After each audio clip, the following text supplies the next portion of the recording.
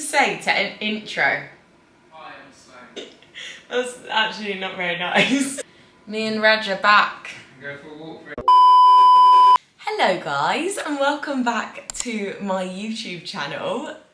It's been a while. For whoever is new here as well, just wanted to give a quick introduction. So I am Georgia, or G, whatever you prefer to call me, you can go ahead. I'm an online health and fitness coach. I like to focus on the bigger picture, your mental health, your physical health, your social health, your emotional health. There is so much that comes under the umbrella of health. And actually sometimes when we focus too solely on aesthetic goals and on our body composition, we take away from those other areas of our life. So that's me. In a nutshell. I've been working with some of my clients for like 3 years now, which is absolutely insane, but I've worked with hundreds and hundreds of women on bettering their health, both mentally and physically, and I absolutely bloody love it. I feel like we have an awful lot to catch up on. My last YouTube video, I was actually moving back to London. So I've now been in London for about a year now, which is actually insane. That's basically what I want this first YouTube back to be, like a bit of a catch up, a bit of a life update. I'll kind of take you through my day, and then I'll also do a Q&A. So the first thing that I want to talk about, and something that is very new to my life, which you guys wouldn't have known last year because I think I literally went on 1.5k when I was doing my YouTube last year, but I've actually got very much into running, and I've actually loved it for my mental health. So I used to see running as a really, really negative thing because when I was struggling with disordered eating, I would go out underfueled and run as a means to, I guess, burn calories. So I had quite a negative relationship with running, which is why then when I did kind of heal my relationship with food and my relationship with my body, I stayed away from it for a long time, probably like 4 or 5 years, because I was terrified that if I went back to running, I would then go back to my disordered ways and my unhealthy ways, and I would get myself in a negative space. However, I think I've got to a point now where I'm like, no, G, like, you are not going to go back there. So I was like, well, let's try something new. I like doing things I'm not very good at and getting better at them. So I started running. Me and my sister then ran a half marathon, which is absolutely wild because the first 5k I went on, I was literally like gasping for air. Like, you guys should have heard me. Like, I was literally like, and my sister was like, G, are you okay? Do you need to stop at like 4k? And I was like, no, keep going. But after that, I was like, this is not gonna stick. Like, this is too hard. But I did, and we ran a half marathon. Accidentally entered us into a trail run on the hottest day of the year.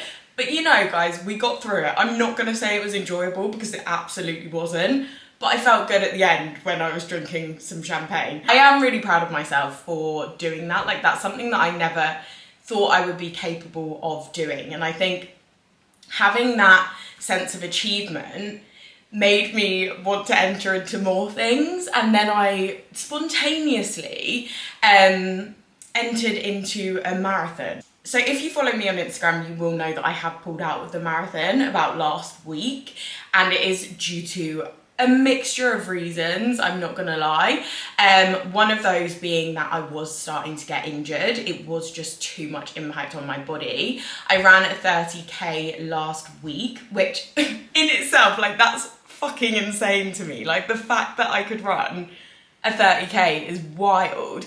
But I did get to a point where I was like at 28k, like I was literally limping, like I was dragging my legs along because my hip and knee just goes. I've got a tendinopathy in my hip at the minute, so hip flexor, so I am struggling with that. The training was just too much for me, and I've always said that I want fitness to add to my life. I don't want it to take away, and I feel like it was starting to take away from my life. The issue is I have also been training for Hyrox and turf games, so it's just been too much. Like, it's been too much on my body, it's been too much on my mind. I've been stressed, I've been not enjoying it. I have Hyrox mixed doubles coming up with Puma, which is so exciting. Haven't even trained with my partner yet, so should definitely do that at some point.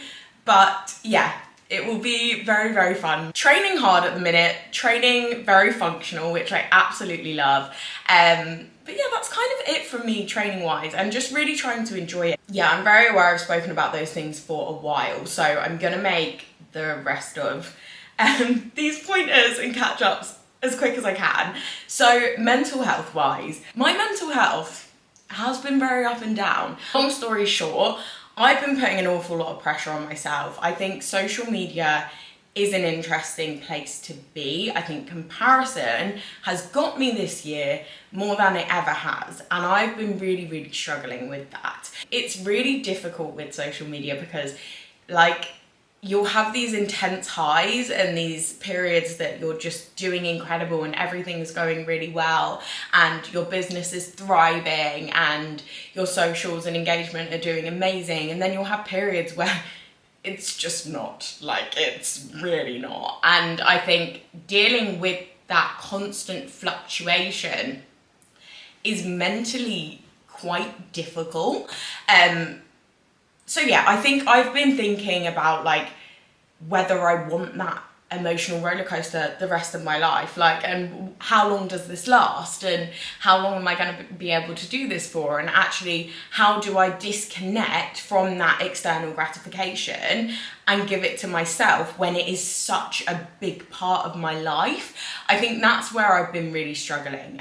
But I have last week gone back to therapy, and again, something that I think is very taboo and needs to be spoken about more. Right guys, I'm gonna stop babbling. I'm gonna pop on to doing my clients' check-ins. They're all doing so well at the minute as well, which is so nice. So I'm gonna get back to all of them after Easter weekend, which I'm sure we'll have so many wins from, and then I will get on to do your Q&A later. It's so nice to be back.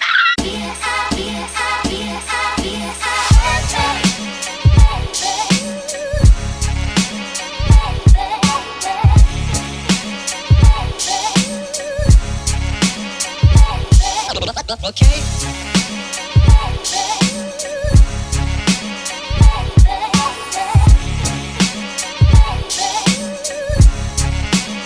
Right guys, we're back from the gym. I've got my smoothie and I'm ready for the Q&A. I also have been really bad at bringing you on my day. I basically did client check-ins and messages for like 3-4 hours, maybe. And then I went to the gym with Lloyd to train upper body. Literally the first like full strength upper body session I've done in so long, because I've been training more functional, like I mentioned. But I absolutely loved it. I just feel so empowered when I do a heavy upper body session. First question, and I think this is one that actually we should probably go over in another video as well. Someone said, your skin is looking amazing. What did you do to heal your breakouts? Now, angles do a lot, guys. Great cameras do a lot. But I am still struggling with my skin at the minute. I really do go through phases. My acne is, I think, very, very hormonal, and due to things that are going on that I'm continuing to explore, and hopefully we'll have some more answers on, but obviously at the minute it's kind of trial and error with things. However, obviously it was a lot worse, which is probably what you are referring to, and I'll put some pictures here. This is such a long story, but basically when I lost a lot of weight, I was on the Marina coil at the time, so I thought that I lost my period because I was on contraception. However, when I then gained quite a bit of weight and I was feeling my body a lot more, my period came back while I was still on the Marina coil, and that's when my acne broke out. So basically when I then gained weight, my skin really, really flared up, and I started going to the doctors. They basically put me on loads of creams and things like that. Creams were like burning my skin, like it was not a good time. So then they put me on an antibiotic. That worked until I came off the antibiotic. Then I ended up going on Accutane, and that was the only thing that worked. Okay, so next question. How to think when you can't move, are injured?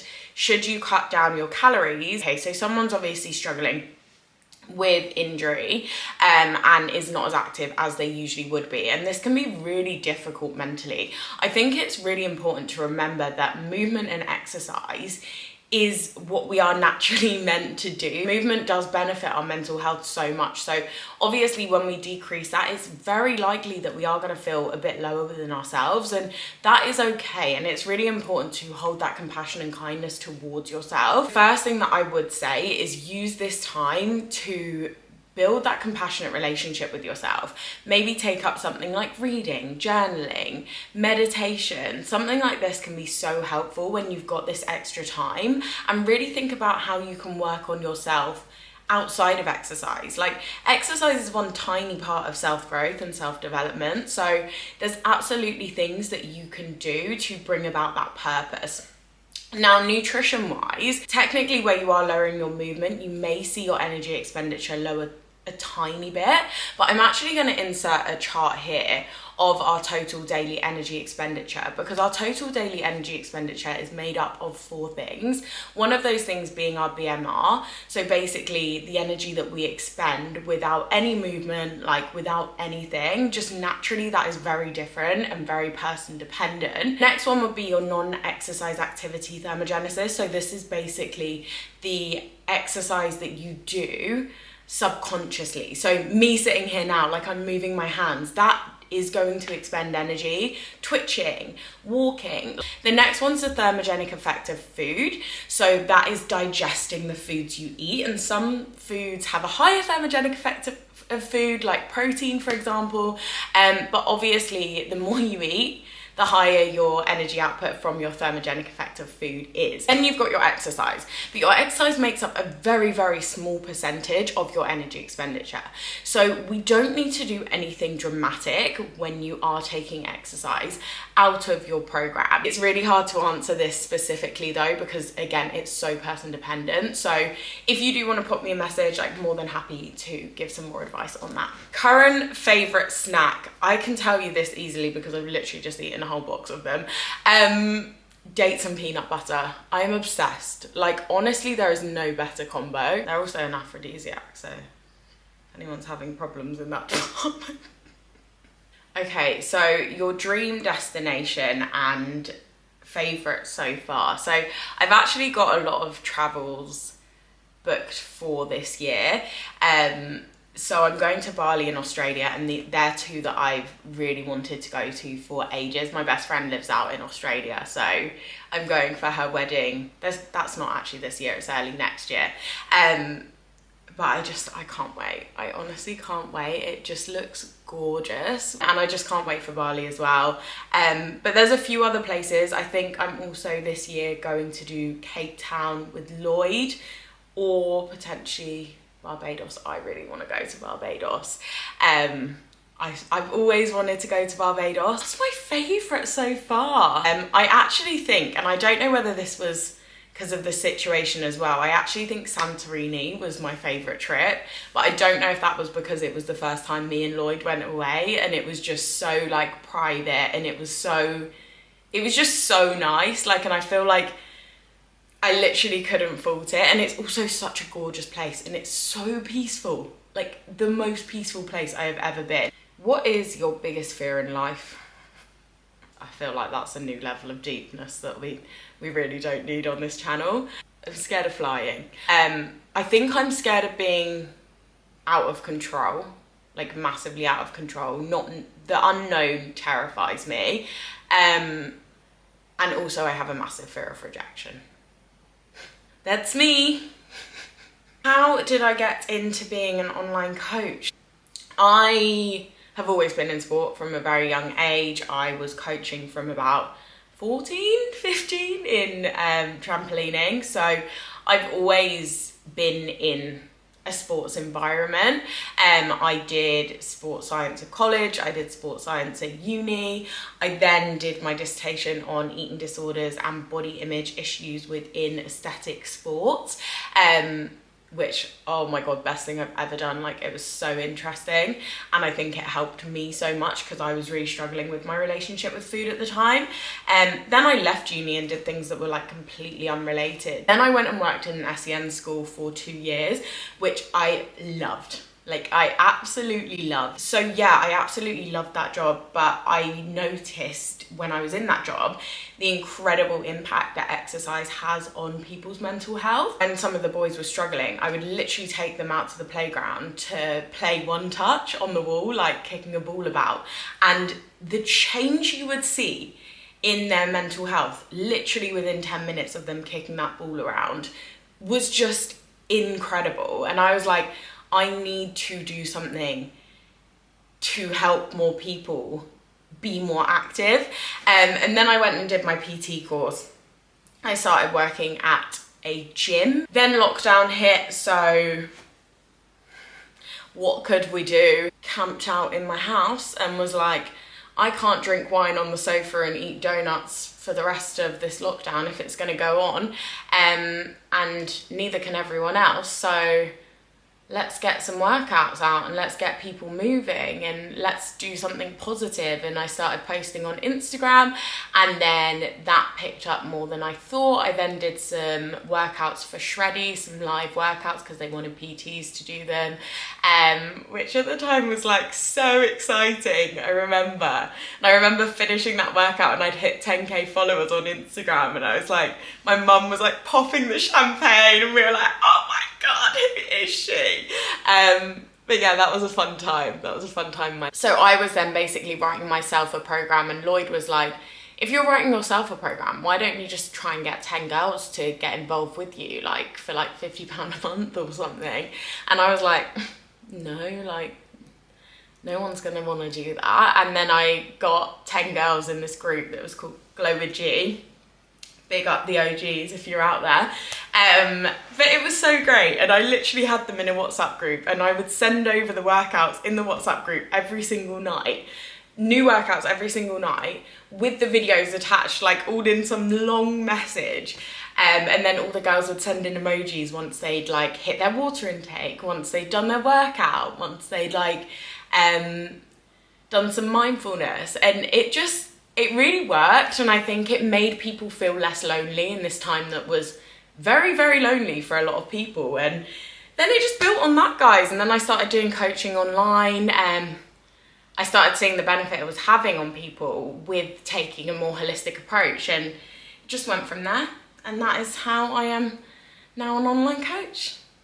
Right, I've been waffling for far too long. I need to pack and I need to get back to home. Anything you want me to do, please do let me know. I really, really appreciate you guys. So please, if you did enjoy this video, give it a like, pop subscribe, hit the subscribe button, and I will see you in the next video.